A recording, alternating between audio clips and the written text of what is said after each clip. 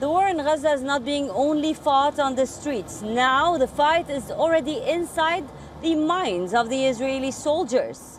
Our next report tells you more.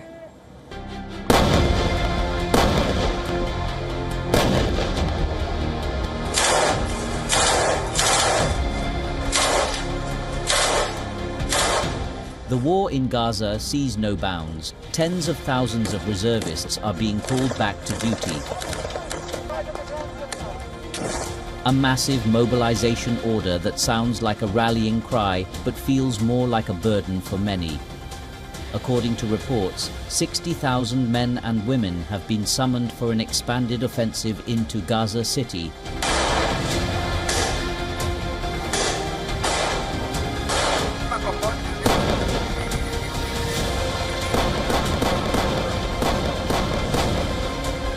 One of the last strongholds outside Israeli control.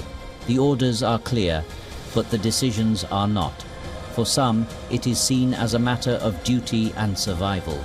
Officers who have spent hundreds of days on the front insist the war cannot be stopped.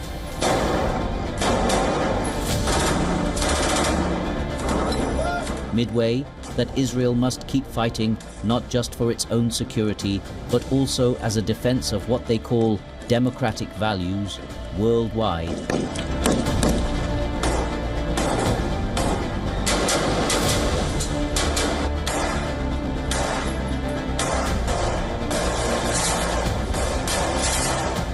The government does different things in order to stay in power, including, and that's the worst case, including maintaining this war in an ongoing struggle for no reason. Soldiers have even compared themselves to cannon fodder as they face Hamas's guerrilla warfare, from IEDs to booby traps every step of their way. Yet the government has no plans of stopping, putting the lives of thousands of soldiers at stake.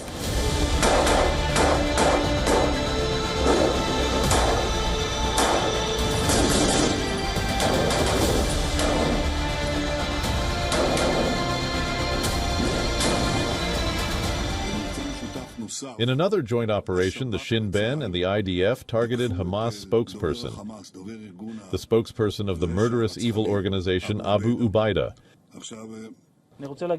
I want to tell you that nowhere does the IDF offer anything less than decisive victory. We will not stop the war until we defeat this enemy. The calls to resist are growing louder.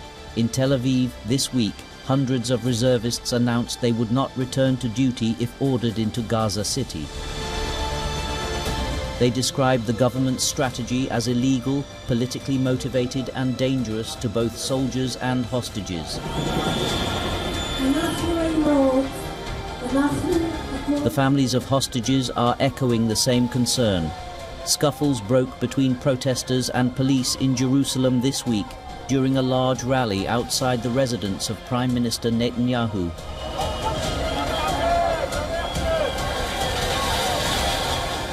The demonstration marked a culmination of a day of protests in Jerusalem, where many marched near the Knesset, the Israeli parliament, hoping their voices will be heard by the government.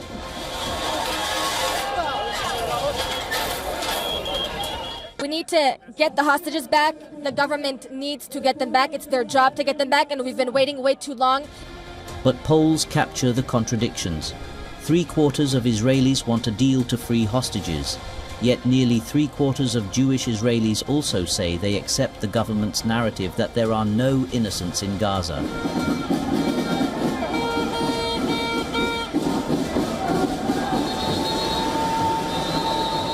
Many soldiers mirror that conflict, taking part in protests against the war on weekends, only to return to the front line days later.